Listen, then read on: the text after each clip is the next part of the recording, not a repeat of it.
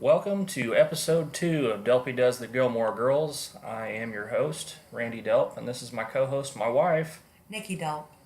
And so we were going to talk about, you wanted to talk about ourselves a little bit to give a preface of who we are, background, stuff like that. So I'm going to let you go first.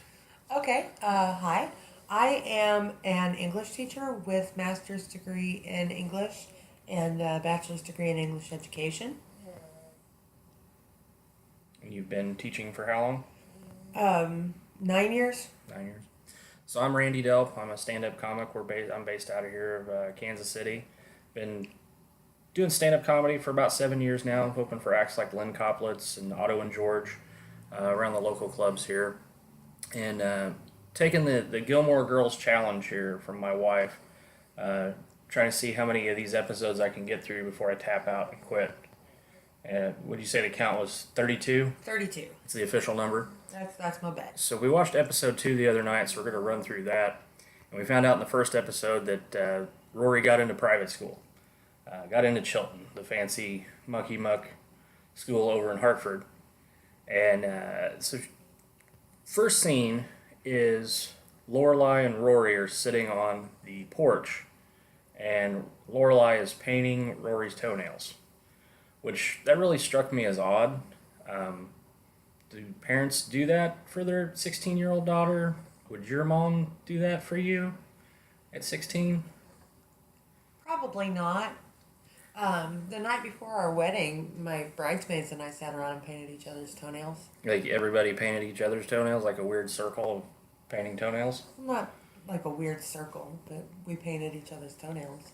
I noticed in this episode there was there were like no 90s references. Like they none that I noticed. Like they really scrubbed that. And there weren't really any like songs that were featured. There was like a Britney Spears reference in the last episode and a Macy Gray song. And I just noticed that this episode was totally devoid of that. What do you think happened there? I'm not sure. I don't know if it was like paying for the rights for things and it got expensive. I'm not going to say that the pop culture references go away entirely. It might have just been a moment where they didn't have any. Gotcha. So the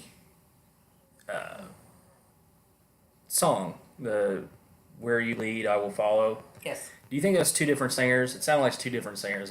Is that a duet? I've always assumed it was a duet. I hadn't noticed it until the other night that there was two different singers. Yeah, I honestly don't know, but I've always assumed it was basically two girls and a guitar. Two girls and a guitar. Two girls, one guitar, if you will. Two girls, one guitar. So, I wanted to talk about Rory. The actress that plays her, it's Alexis Bledel. Yes. How do you think her acting is in Gilmore Girls? Do you think she's a pretty good actress in the Gilmore Girls? Especially considering she was so young, I would say that she's pretty good. Okay. Well, I think she's really grown into it. Obviously, she's a multi-time Emmy winner now. She's won for her role in Handmaid's Tale on Yes. Hulu. It's a show worth seeing. I think it's the prequel. We're living in the prequel for those times about to come. Oh God. Let's hope not.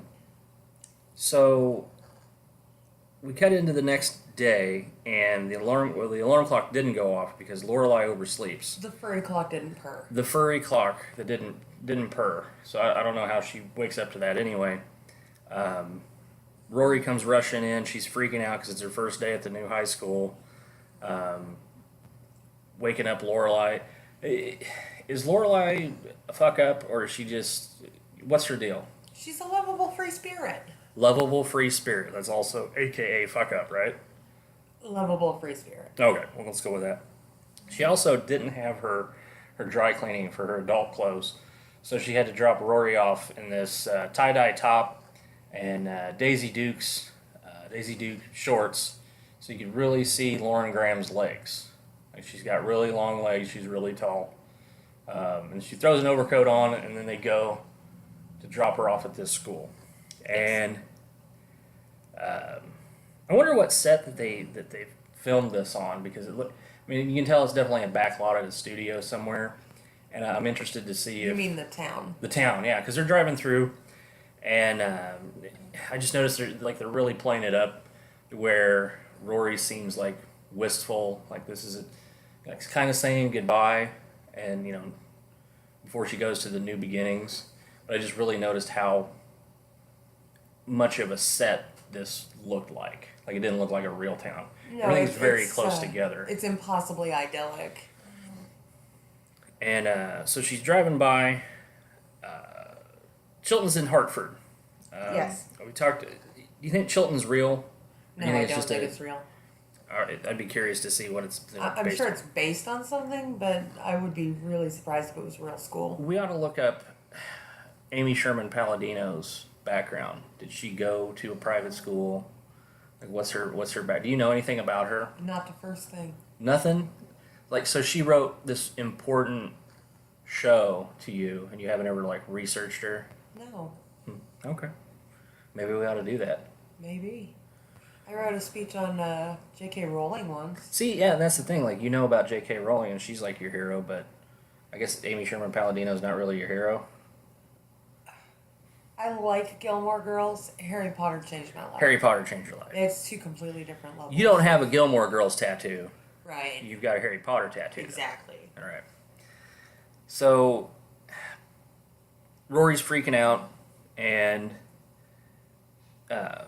Rory gets a pep talk from Mom. Lorelai's trying to get her shit together. Not spending all this money. She can go in there and screw it up, half-ass it.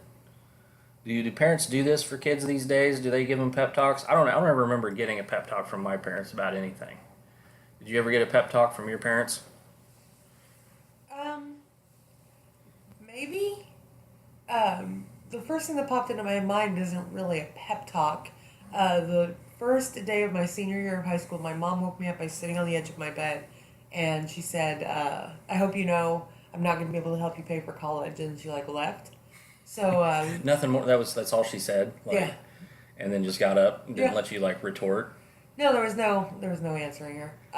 It wasn't really a pep talk. It was more of like this is reality check. This is what reality is. So have fun.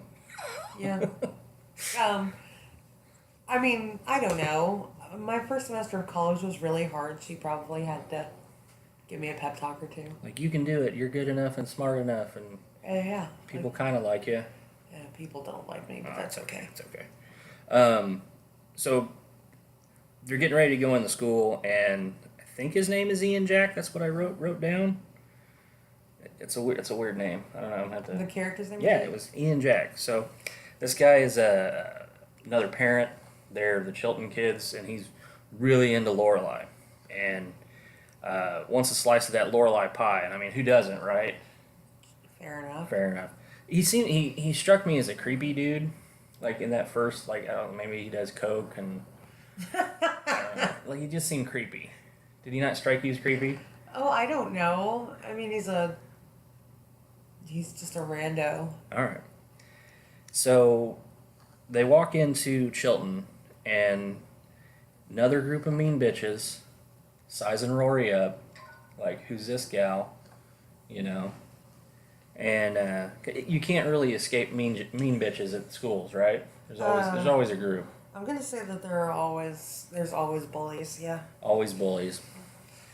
And then we find out when they're checking in that Rory is short for Lorelai. Yes. Lorelai Gilmore named her daughter, Lorelai Gilmore as well. Yes. The story is that she was super high on Demerol or something after giving birth and decided if men can name their kids after themselves, so can women. Well, I thought about this.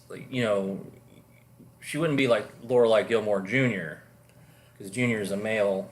I really think that's just a male thing. So you don't think that, like, if Rory has a daughter and she names her Lorelai, wouldn't be Lorelai the third? Could ladies do that? I don't know. I've never heard of it before. No. So Rory and Lorelai get ushered into Headmaster Charleston's office. Yes. To meet the headmaster, because apparently you do that at fancy school. Sure. Why not? Meet the principal at a regular high school. They don't give a shit. But guess who's in the office when Rory and Lorelai walk into Headmaster Charleston's office? Nana Gilmore. Emily Gilmore is there. Emily, yes. Emily. Sticking her nose where it maybe doesn't belong. It's kind of weird, right? But we find out that Emily and old Dick Gilmore are pretty good friends with the headmaster. Yes. Sunday dinners, golf outings. I'm assuming rich person orgies. Huh. I really don't want to think about that. Nobody wants to think about it, but I think it happens. I would be surprised if Amy Sherman Palladino ever thought that these people had orgies. Well, that's fine, but I think about it. I mean, the show's for me, right? Sure. I don't know. Do you think more poor people are into orgies, or do you think more rich people are into orgies? I think Where do you think it happens the most? Like, I think you're lower? overestimating how many people are interested in orgies. I don't know. It's just it happens. It has to happen. It's a thing. I don't know. You're not giving me much to work with. I'm here. assuming that if we're counting orgies, rich people are going to have more orgies. You think rich people are going to have more orgies? I think they're going to be into weirder stuff. Okay. You know, like 50 Shades of Grey. Exactly. Shit? Boom. Old Dick Gilmore's got a pleasure room. Got Emily strapped down somewhere. You're making me feel very uncomfortable. Oh, me too. So Emily and Lorelai snipe at each other. Yep. Because that's what they do. Yes. Like that's going to be I feel like that's going to be a running gag through the whole series. So they wrestle back and forth about Lorelai taking her coat off, and there she is, dressed like a doofus with her Daisy Dukes in this nice, like an embarrassing situation. And they snipe at each other on the way out. And it says here that I wrote Rory isn't sociable. Like, I'm not sure why. Rory and Headmaster Charleston are talking. I mean, there's notes that Rory's not sociable. And then they're talking about her aspirations. So she wants to go to Harvard, wants to study political science and journalism, travel the world, wants to be Christiana Amanpour, who's still going 20 years later. And I see that, and I listen to her aspirations, and I can really see why you identify with Rory. Because you guys had the same dreams, right?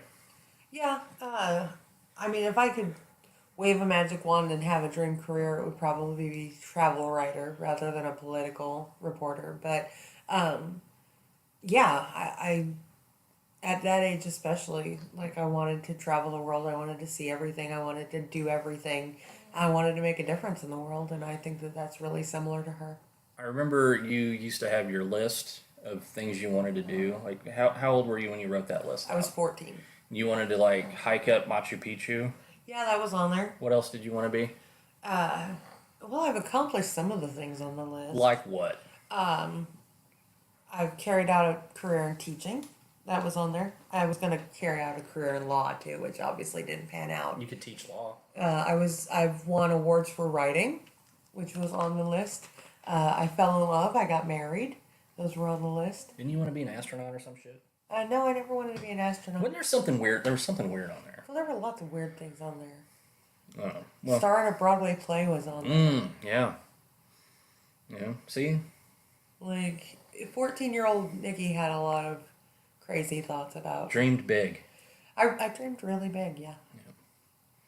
And so Headmaster Charleston drops the hammer on Rory.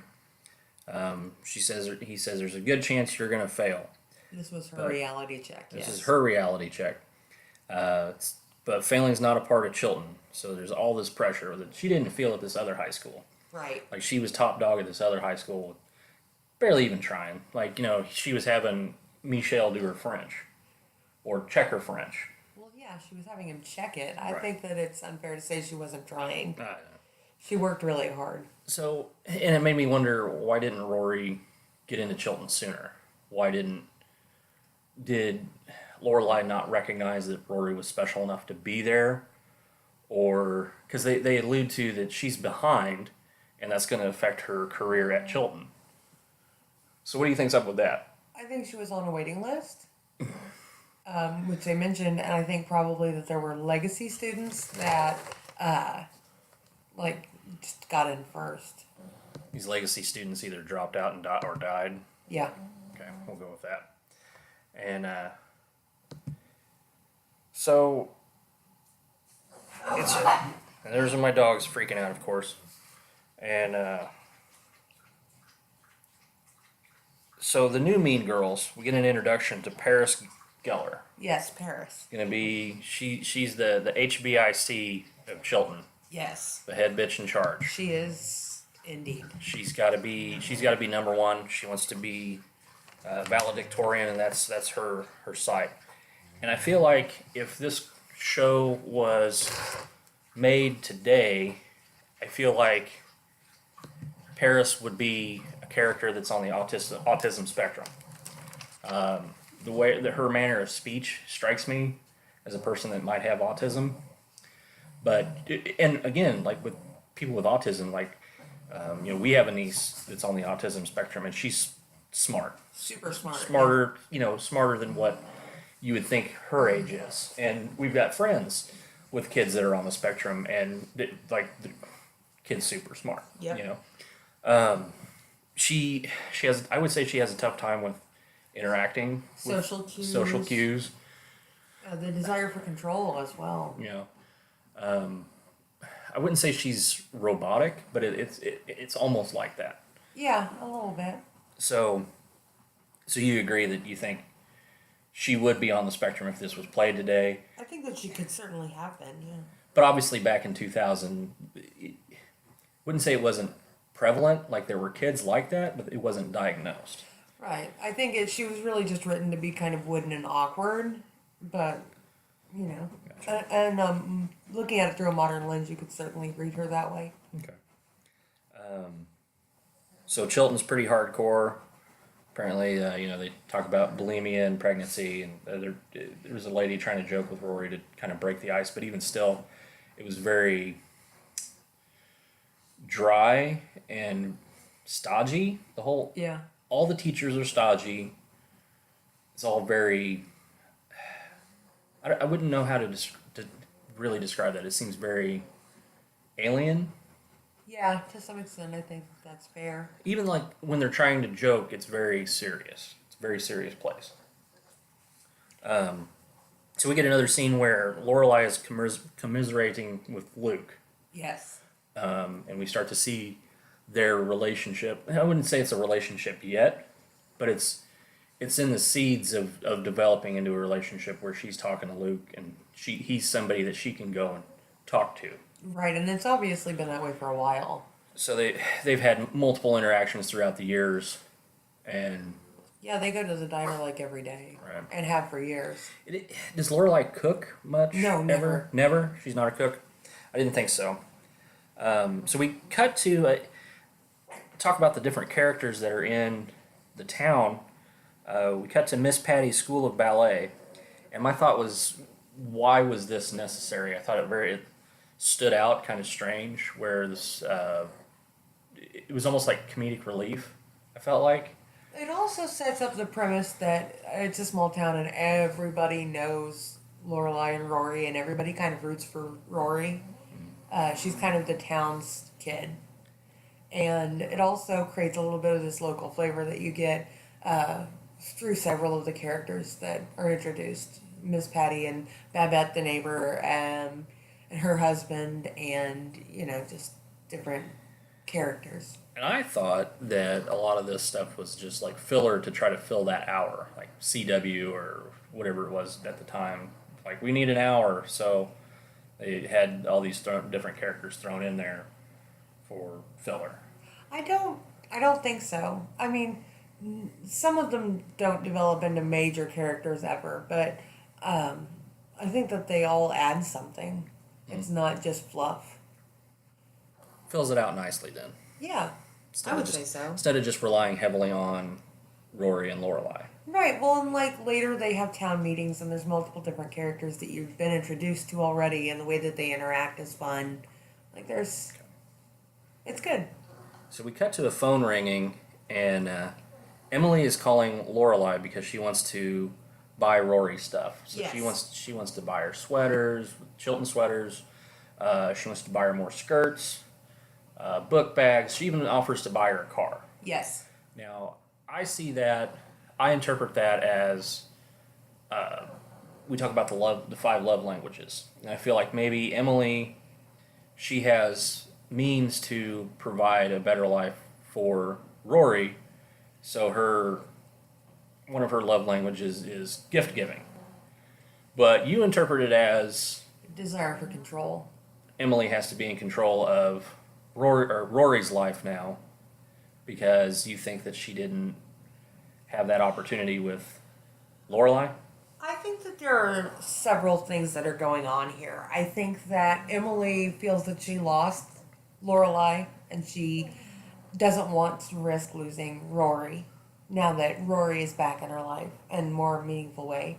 I think that she has a desire for control. I think that part of that is what drove Lorelai away when she was a teenager and what caused her to rebel so strongly.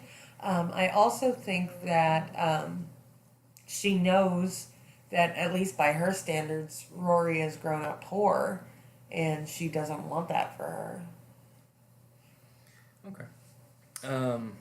So, and that another side of the coin is Lorelai's just turning her down. Yes. And I feel like if I was Lorelai, I'd accept it. Like, okay, let's do this. Let's work together to make my daughter's life better. But Lorelai's pride is getting in the way. And I think that continuing battle is going to happen probably throughout the show, isn't it? Yeah. Emily's desire to control versus Lorelai's pride. Yes, and I also think that Lorelai feels that anything that Emily provides comes with strings attached. She doesn't like they have to go to the dinners now because of Emily and Dick paying for Rory's school. Well, what's a car going to cost? Right, exactly. What's the emotional receipt that she's going to have to pay for this stuff she's going to give her granddaughter? So we see the first class, and Paris Geller's there answering all the questions. Just boom, boom, boom. Every question. Yes. And is Rory impressed? Is she intimidated? What do you think Rory's first thought is of Paris there? Well, I mean, she's already been intimidated by Paris, so at this point, I think that it's intimidation. I also think that Rory's character at this point is very, very sweet, very naive, and she doesn't really quite know what to make of her because she's hard and cynical and wooden and, She's never really had this kind of competition. I would say that that's fair as well. I mean, it at least seems like in the public school, she was top dog. She was the pinnacle academically. And now she's up against these kids that have had every advantage that she hasn't. And then we get an introduction to Tristan Dugray. Yes, Tristan. New, sexy, handsome guy checking old temptress Rory out. Everybody just wants to get up all on the roadster. Yes. And Tristan Dugray is played by, I looked up his name, Chad Michael Murray. Chad Michael Murray? Yeah. Apparently he jumped ship from the show to go to the OC. Yeah, he was in, what was that called? What? The show that he was One in. Tree One Hill. Tree Hill. I called it the OC, but it's not. It wasn't. That was a different show. Yeah.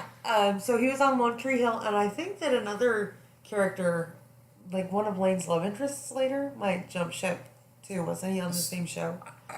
I don't know. I don't know. If I had a shiny quarter, I would bet that that's right. I really think it is. Well, we'll have to look it up and see. I'm sure we'll come up to that. You know what season? No, I have no idea. All right, we'll find out. To be continued on that one. So we cut to the kitchen at the Independence Inn, and America's sweetheart, Melissa McCarthy, Sookie, is checking peaches. Yes. And she's squeezing them around, rolling them on the floor. Seems might be too watery. And the guy's like, just fucking buy the peaches, lady. Jackson. Jackson. See, I didn't know this was Jackson. This is Jackson. And very early on. Apparently, you say there might be some love interest there later. Yes. Okay.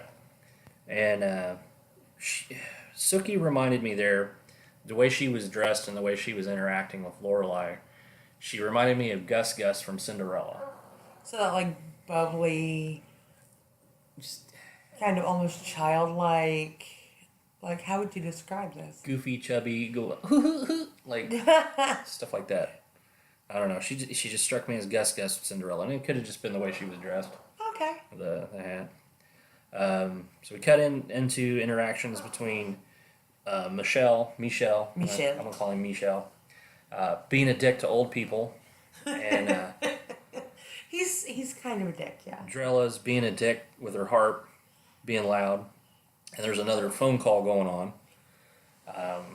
It seems to be the way to drive the plot in this episode. There were phone calls, Yes. Lorelai and everybody. Can we back up for a second? Huh. How is Drella being a dick? I feel like she was playing the harp really loud, boom boom boom boom, Oh, and yes, Lorelai's yes. trying to talk on the phone, Okay, okay. and she's like, "Hey, Drella, tone it down. Drella, Okay. chill out." So just playing the harp and not quieting down for the phone call? Exactly. Okay, okay. And again, I question mark needed a filler here, but you said like just adding flavor to the Yeah, story. Drella, she kind of vanishes, but she's in the first several episodes. So I wrote here, Tristan DeGray, hotter than Dean? Question mark. Are you in the Dean camp or are you in the Tristan DeGray camp? I would have to say I was in the Dean camp, but really I'm Team Jess all the way. You felt like Tristan was creepy. I do. I, as somebody who was bullied, do not respond well to boys thinking that being mean is flirting. And you say he was being mean because he was calling her Mary instead of Rory. Yeah, and just like And- generally being creepy. Yeah, it's like, hey, what's up? I'm hot. I have no consequences in my life, like Yeah, that. you can borrow my notes, but what are you going to do for me? Yeah. It's just, ugh. It just. And I know that it's supposed to be, and I know that he becomes a little more human later, et cetera, but yeah, I don't like him. Gotcha. And so the creepy dad from earlier at Chilton shows up to pick up on Lorelai at Lorelai's place of business. Yes. So creepy dad remembered that Lorelai said that she worked at the Independence Inn in Stars Hollow, 30 minutes away. Well, he makes that trip over there for lunch to pick up on a Lorelai. Yeah, he's going to a lot of effort. I would say, would that be stalking nowadays? Oh, I don't think that's stalking. It feels stalkerish. It's kind of weird. I wouldn't say You don't that think that's so? stalkerish. I think that that's a lot of effort. And And I think Lorelai's supposed to be attracted to him too. you think Lorelai was attracted to him? I do. I think that it's starting to develop the idea that Lorelai has deliberately avoided dating all these years to protect Rory. That becomes more of an issue later too. Like she's just never been in relationships because she didn't want Rory to have to, build a relationship with some dude and then have them break up, et cetera, et cetera. So And Lorelai seemed to really be, even though this guy's like talking about going to China, and he's super, successful. Lorelai's really hung up on, you're a dad of a kid at my daughter's school, yes, so that's like a big no-no with her. right. She really doesn't date, and it's because she wants to protect Rory. There was a part here that I wrote down that you were like, oh, check this out, wait for it. So Drella's playing the harp beautifully, and it made me wonder if Alex Borstein really learned how to play the harp for this. Like, did she know how to play? I think she's definitely really playing. So she's playing this thing, like, killing it, and then she stops, like, just stops and goes, that's lunch, and then walks off. You always got a kick out of that. I really enjoy that moment for some reason.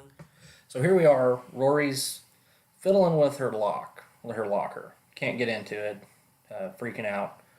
And she backs up for some reason. She the locker's stuck and she's yanking on the door and it finally gives. So she falls backward. She runs into Paris Geller. Yes. Knocks this crazy, intricate model, like Hunchback of Notre Dame, Sistine Chapel. I don't know what it was. Yeah, some crazy project. Knocked it out of her hand, smashes it to smithereens, and Paris is pissed, of course. and runs off into the next class, and Rory notices that, oh shit, she's going into my class. Of course she is. Of course she is. So Rory is trying to save Paris. The teacher's like giving Paris a hard time about not being ready, and Rory's trying to fess up and say, hey, I broke it. And then the teacher even gives her an out of like, you guys can work together to fix this, and Paris won't take it. No. Paris is just pissed, just turns it down. So, well, Paris, being Paris, truly believes that Rory did it on purpose. Like, truly believes that Rory did it on purpose. So I wrote here, because I'm not impressed with Rory right now. I don't know. I've seen a lot of her in the future that I don't like. And apparently, I wrote here, Paris Geller, bigger bitch than Rory, ? And then I wrote, just a different flavor of asshole, maybe. Oh my god. I really don't, like...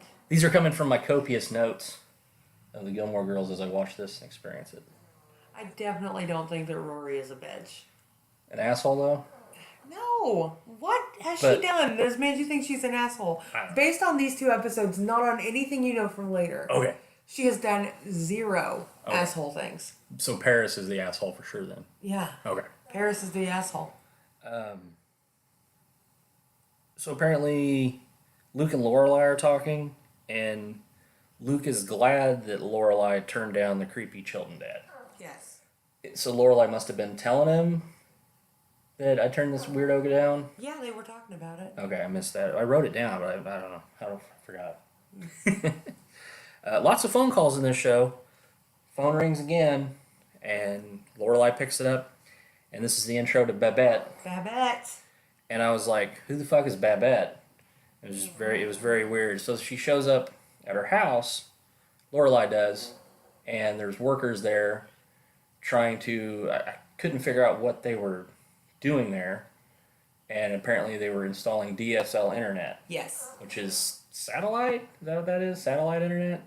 I think. I don't know enough about it. Yeah, probably. The S would stand for satellite. Satellite. So, intro to Babette, and then her husband, Skinny Pete. Do you know what? I don't know his name. I'm sorry. But he struck me as like a Jack Kerouac character. Like he's got the dark sunglasses and the black turtleneck. Seemed like not a hipster. I don't know, like a beat poet. Yeah, I'll give you that. Yeah, he plays instruments too, I think. Okay. So we get the first introduction to Sean Gunn. Yes. Who in the future is going to be playing Kirk. Yes, but right now he's Mick. He's Mick, the DSL installer. Yes. And with him was the only other black guy I've seen in the show so far. It was the bellhop from the Independence Inn, and the other black guy was the DSL installer. And Michelle. But does he count as a black guy, though? Because he's French and gay, and I feel like they were just trying to catch all the... He's still black. Boxes. He's still black, I know, but like a real black American guy. Well, no, he's not, like, gangster, if that's what you're going for. That's racist. No. I don't understand what... I'm just talking about the random, like, black characters that you don't see in Stars Hollow. Okay. Which I don't even think there would be any black people up there in Connecticut. I'm sure there are black people in Connecticut. I don't know. I think we're gonna have to research that. So I promise you, there are black people in Connecticut. Sounds like an old Mark Twain book, you know, like the Connecticut Yankee and King Arthur's Court, and Mark Twain's only black guy in Connecticut. No. No. So Sean Gunn becomes Kirk later on. Yes. Is he coming up soon? Probably pretty soon. Okay. I'll be sure to notate that. So Sean Gunn is the brother of James Gunn. Yes. Who is the writer and director of the 2 Guardians of the Galaxy movies. Yes. Sean Gunn did motion capture for Rocket. He was Rocket Raccoon. So he was the motion capture guy for that character. I didn't know that. Yep. There's photos of Dave Bautista as Drax petting him, and Sean Gunn is sitting there all sad in the green motion capture suit. So it's fun. We'll have to look it up later. And he was other character in Guardians of the Galaxy too, right? So he was Yondu Yondu's right-hand man, he was one of the space pirates. He was the Ravager. Yeah. So, big parts. And so James Gunn, I wanted to talk about him a little bit because he's not going to be able to do the third Guardians of the Galaxy because of this Because of his old tweets. old jokes on Twitter. It'll sink your ship. Every time. He got Roseanne. I'm really glad that we were old enough when the internet really became a thing, that we didn't stupid ourselves on the internet. I don't think I've ever really. I don't know. Like, I'm sure I've said stuff on the internet that I regret, but to have lost a job like that, like, it happens, obviously. Well, yeah, and I mean, I like to get on Facebook and say something political and then disappear and come back 12 hours later and read the fight. You do it incognito though. Like, you've got your burner profile, and then you've got your real profile. Yeah, I have a decoy one with my real name that I never use, and that probably the sauciest thing I've ever said on there was like nice weather. And then I have my profile that I actually use where I can be myself under a fake name, so then it's harder for my students to find me. So getting back to the Gunn family here, James Gunn is actually married to Jenna Fisher, who plays Pam Beasley in The Office. Oh, I love her. We got a special place in our heart for The Office, so when we first got together, we bonded over NBC Thursday night television, which was My Name is Earl. And The Office. And The Office. Yes. So Thursday night TV on NBC used to be lit. Yeah. Nowadays, not so much. Apparently, the Gunns are from St. Louis. That's cool. Which that's exciting. Yay, Missouri. Yay, Missouri. So after, I was going to say, how much do you think DSL internet cost in 2000? I bet it was a ton. So we come to find out that Emily Gilmore, Lorelai's mom, is trying to set it up and pay for this expensive internet to again, better Rory's chances in life. Let her get the good internet for her studies. And of course, Lorelai turns it down. Yes. She doesn't want any part of it. She doesn't want anything from her mom. And so Lorelai rushes over to the salon and they fight over the internet. Yes. And I write, why can't Lorelai just accept it? Again, I think that it's because she feels that anything that Emily Gilmore gives her is going to come with strings attached. So we end up with a scene here where the tables are turned and Rory is answering questions left and right. Boom, boom, boom. Beating Paris to the punch. Yes. So we see like they're basically having a brain race, trying to figure out whose brain dick is bigger here. Yeah. So between the two, who do you think's smarter?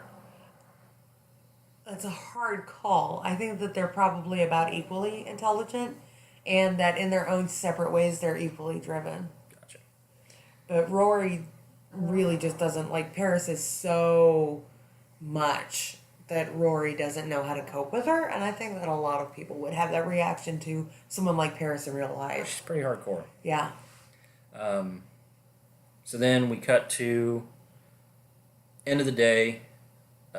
Lorelai picks Rory up, and Rory's just drained, just exhausted. Yeah. Like, they hug for several minutes, and you can tell Rory's just been put through the ringer. Right. It's going to be a tough time at Chilton. She's like, guys are weird, and Lorelai's like, yeah, what are you talking about? Of course they are. And she's like, well, some guy kept calling me Mary. And Laura's like, oh, guys still do that? And I was like, what the fuck is this bitch talking about? I don't know. What? And apparently, back in Lorelai's day, all the boys called the goody-goody or innocent girls Mary, like Virgin Mary. Yes. And so it made me wonder, like, do boys actually do that? Maybe that's a They certainly Catholic didn't where school? I grew up. I was gonna say Catholic thing. Is that a East Coast thing? Like, I didn't get it. I really don't feel like most boys in small town Missouri were sophisticated enough to come up with something like that. That smart. And I don't think, it doesn't seem realistic to me here anyway. Gotcha. So they're walking around, Lane, Rory, and Lorelai. Lorelai's going to make the effort to try to foster this friendship between Lane and Rory And so it made me think, like, do they stay friends? Will it last? Are they going to grow apart? I guess that's going to be questions to be answered in the future. Yeah. So Lorelai, so at the end here, Lorelai's asking Rory about Luke, like the seeds are being planted. Yes. And what do you think Rory's reaction was to that? I think that Rory probably has enough insight to understand that there's a relationship between the two of them. And I think that she's probably comfortable with the idea of it becoming a romantic relationship. So we talked about Luke before, Yes. and you weren't necessarily head over heels about Dean or Tristan or Jess, but you had the hots for old Luke. I did. I find Teenage me thought he was just... So what about Luke did you think made him the bee's knees? Well, first of all, I had... Teenage Nikki had kind of a thing for older guys. But second of all, I thought his eyes were really pretty. And I liked, the stubble and the kind of, gruffness. But underneath, you could tell he was really sweet. I don't know. I found something about him very attractive. Speaking of Luke, the highlight of this show so far is the other night I was on the Twitter tweeting about the show, and Scotty P's Big Mug, at Scotty P's Big Mug, apparently Luke, Scotty G. Patterson, has his own coffee line, because of course, that's just really good branding, right? Yeah. The official Twitter for his coffee liked our tweet about the show. Yes, it did. So go buy his coffee. Yes. I wanted to do a little segment before we wrapped up here called Corrections from Abby. Abby's my sister. She is a Gilmore Girls head too. You guys actually spent the year that the new show come out, the 4 episodes. You guys stayed up late to watch and binge watch all the marathon. Yeah, we watched all 4 in basically one sitting, other than bathroom breaks. So you guys bonded over that. Yeah. So Abby texted me the other day. She said she listened to the first podcast, and she sent me corrections. So I'm going to call this new segment "Corrections from Abby." Apparently, Dean Winchester, Jared Padalecki. Dean's last name in the show is Forrester. We didn't know that, so it's Dean Forrester. And we also didn't know Michelle, the black gay Frenchman. His husband's name is Frederick. Which I want to know where she knew that from and where she picked up on that. I'm sure he mentions it in the new series, but I only watched it once. Okay. Well, that's the end of this episode. This was episode 2 in the books. You think we'll keep going? Yeah. All right. I'm game. All right. Well, you want to watch it.